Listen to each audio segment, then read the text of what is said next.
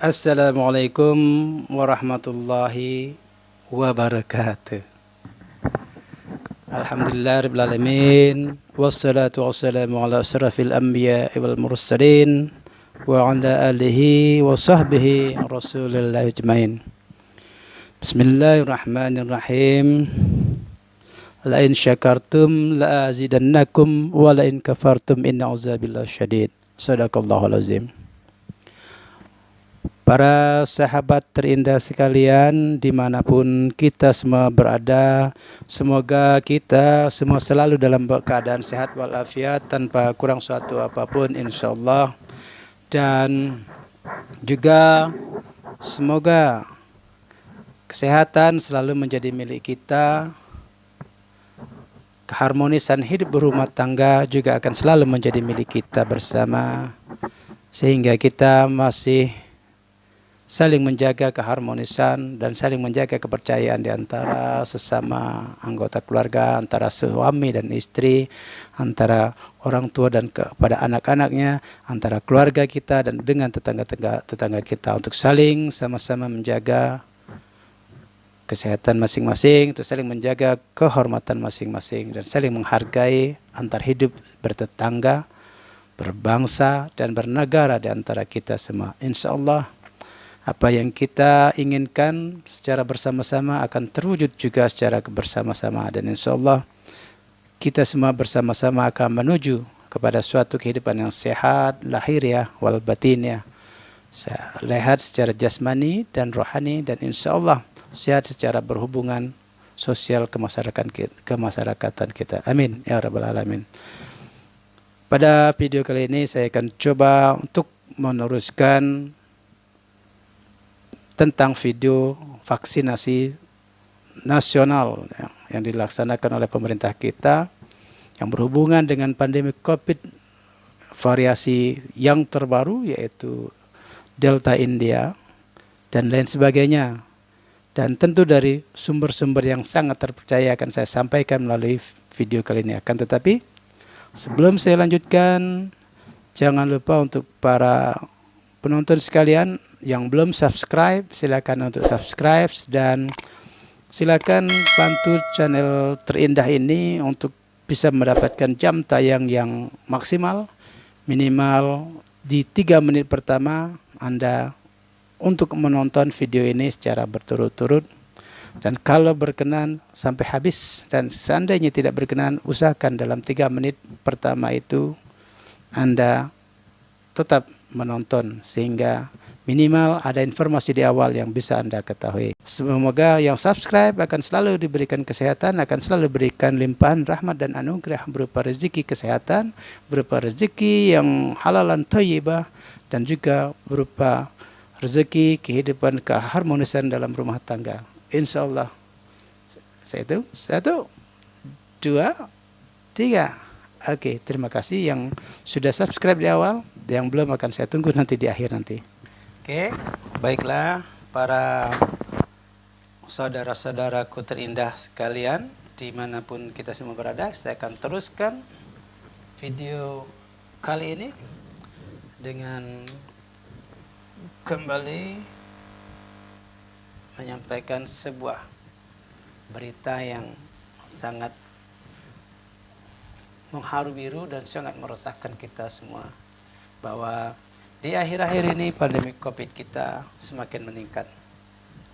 Sebagaimana yang diberitakan oleh kompas.com tertanggal 30 Juni tahun 2021, atau tepat pada hari ini, hari Rabu, di mana antara pemerintah pusat dan pemerintah, khususnya pemerintah Provinsi DKI Jakarta, melaksanakan sebuah rapat yang sangat penting, yaitu akan melaksanakan sebuah PPKM darurat. Artinya kita kembali lagi masuk kepada suatu kedaruratan kesehatan bangsa ini yang terakhir ini terasa sangat mencekam, sehingga dibutuhkan suatu koordinasi yang sangat luar biasa intensif antara pemerintah pusat dan pemerintah daerah masing-masing, khususnya terhadap pemerintahan daerah yang dianggap telah memasuki zona orange, terutama lagi zona merah, terutama di kota-kota besar di seluruh Indonesia. Kita sebagai masyarakat tentu harusnya mendukung kegiatan pemerintah ini akan melaksanakan PPKM darurat, dan saya sangat yakin keadaan tidak akan berubah ketika program itu hanya milik pemerintah, sementara kita sebagai rakyat tetap dalam tanda kutip membangkang untuk tidak melakukan apa yang telah diarahkan oleh pemerintah. Untuk itu, mari sebagai masyarakat, sebagai rakyat yang juga ingin sehat, yang juga ingin suatu perubahan terhadap kondisi kita sendiri, kondisi bangsa secara umumnya, agar kita semua saling mendukung, khusus di bidang kesehatan yang sedang darurat saat ini. Oke, dalam hal ini PPKM atau pemberlakuan pembatasan kegiatan masyarakat darurat yang dirapatkan pada tanggal 29 Juni kemarin, ini tentu merupakan suatu pemicu atau lecutan yang sangat pedih sebenarnya, di mana di awal-awal pandemi COVID dulu kita pernah melaksanakan lockdown antar wilayah dan telah dibuka, dan saat ini terkesan kita akan memasuki lockdown periode kedua, walaupun namanya di sini adalah PPKM darurat. Kan tetapi untuk melaksanakan sebuah program yang darurat seperti ini, darurat kesehatan masyarakat ini tentu tidak begitu mudah untuk dilaksanakan. Dalam hal ini perlu komitmen yang saling bersinergi, yang saling berintegrasi satu sama lainnya. Dalam rapat antara Gubernur DKI Jakarta Anies Baswedan dan pemerintah pusat, Anies menyatakan di sini meminta atau meminta bantuan kepada pemerintah pusat untuk mendapatkan 4 dukungan penting ketika PPKM darurat ini harus diberlakukan. Tentu bukan hanya untuk pemerintahan Provinsi DKI Jakarta saja, tetapi untuk daerah-daerah yang dinyatakan zona merah dan diharuskan untuk memberlakukan PPKM darurat ini. Jadi keempat, dukungan yang sangat penting ini yang diajukan oleh Anies Baswedan adalah, yaitu yang pertama adalah pengetatan mobilitas penduduk yang tidak hanya dilakukan di wilayah Jakarta, akan tetapi juga untuk antar wilayah secara substansial dan signifikan. Artinya, ketika pemberlakuan ini benar-benar dilaksanakan, antar daerah yang memberlakukan ini harus memperketat peraturannya dan tidak seenaknya saja melepaskan atau membiarkan orang melanggar PPKM yang telah dicanangkan ini. Karena dengan adanya pembatasan atau pengetatan mobilitas penduduk ini, mungkin juga bisa akan mengurangi daripada penyebaran COVID-19, terutama yang semakin mewabah ini, yaitu COVID Delta India yang keganasannya lebih daripada COVID-19 sebelumnya. Jadi sehingga pengetatan mobilitas penduduk dari satu wilayah ke wilayah yang lain, jika ini bisa dilaksanakan, mudah-mudahan penyebaran COVID bisa terputus. Kemudian pada dukungan yang kedua yang diminta oleh Anies itu adalah meminta dukungan tenaga kesehatan dan tenaga pendukung.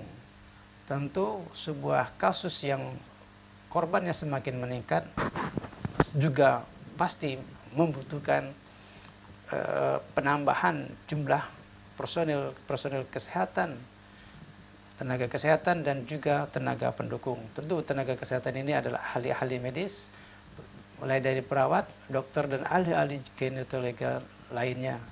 Dan tenaga pendukung di sini bisa diberdayakan daripada para mahasiswa kesehatan ataupun dari mahasiswa kedokteran yang sedang aktif, atau juga dari para dosen-dosen dari tenaga dosen-dosen kesehatan, dosen di bidang kesehatan bisa diberdayakan untuk sebagai tenaga pendukung daripada pelaksanaan PPKM di semua wilayah yang nanti yang akan menerapkan PPKM darurat ini.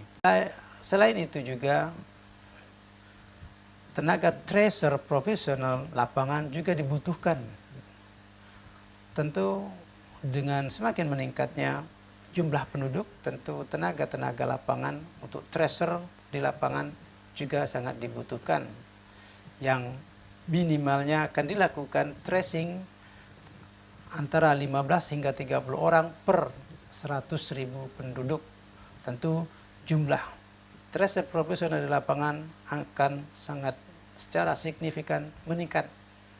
Dan ini diajukan dengan harapan bisa memperketat PPKM dan juga bisa semakin memperluas cakupan tracer yang dilakukan oleh pemerintah sehingga bisa mendeteksi secara awal gejala-gejala COVID-19 di masyarakat.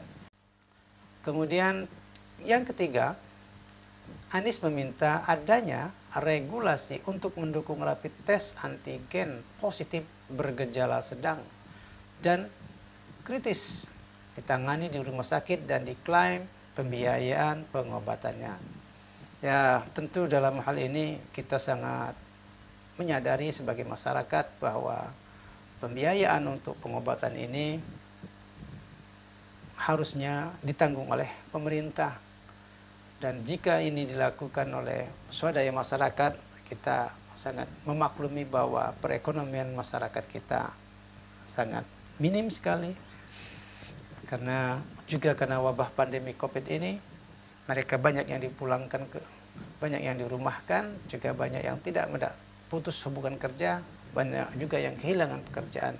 Sehingga ketika orang-orang yang menderita kasus seperti itu, terpaksa juga harus ditimpa dengan COVID-19, tentu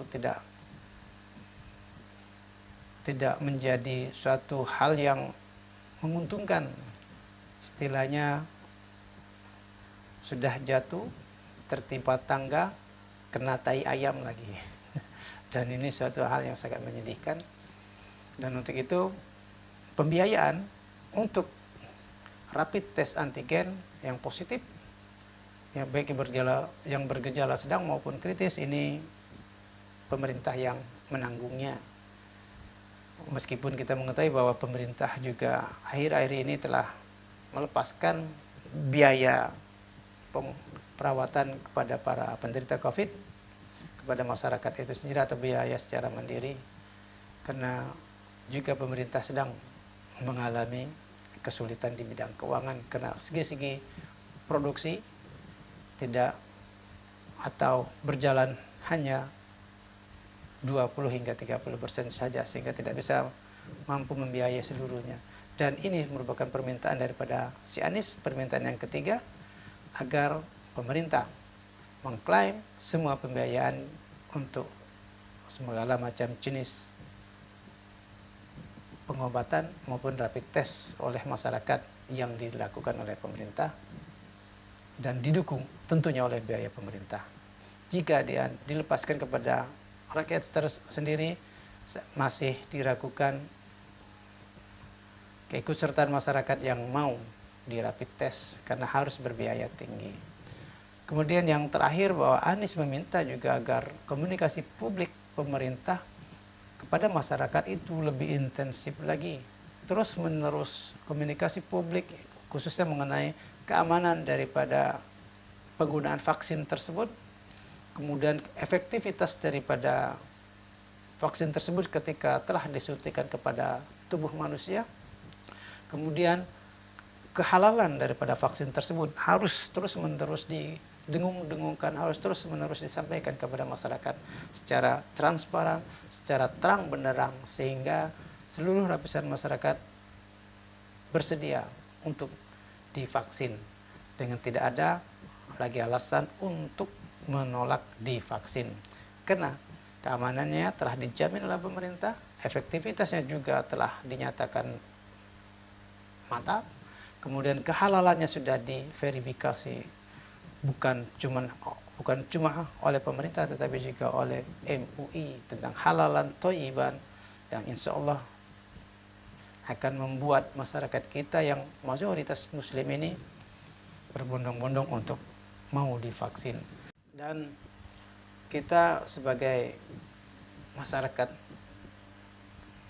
Indonesia yang juga pasti turut merasakan duka yang mendalam dengan serangan COVID-19 dengan varian baru ini, yang korbannya semakin menjadi-jadi.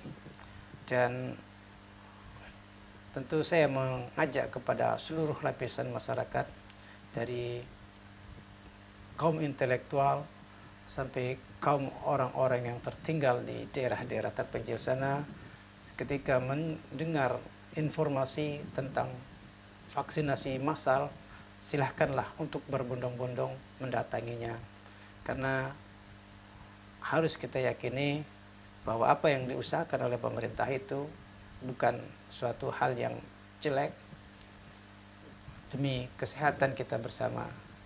Dan jangan sampai kita menunggu kita yang menjadi korban baru kita percaya bahwa COVID-19 itu ada. Vaksinasi massal ini telah digaungkan oleh Presiden Jokowi. Untuk bulan Agustus nanti direncanakan ada 2 juta vaksin per hari untuk seluruh Indonesia.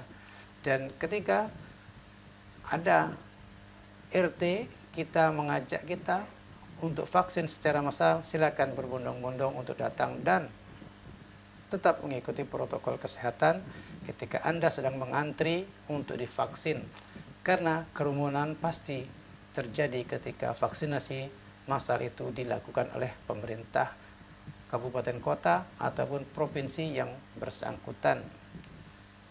Ketika itu dilaksanakan, tentu pengelompokan, pengumpulan massa itu pasti terjadi, dan mari saling menjaga keamanan masing-masing, saling menjaga kesehatan masing-masing, sambil menunggu antrian Anda divaksin, tetap menggunakan masker, membawa hand sanitizer kemana-mana, dan juga tetap menjaga jarak ketika antrian sedang dilaksanakan.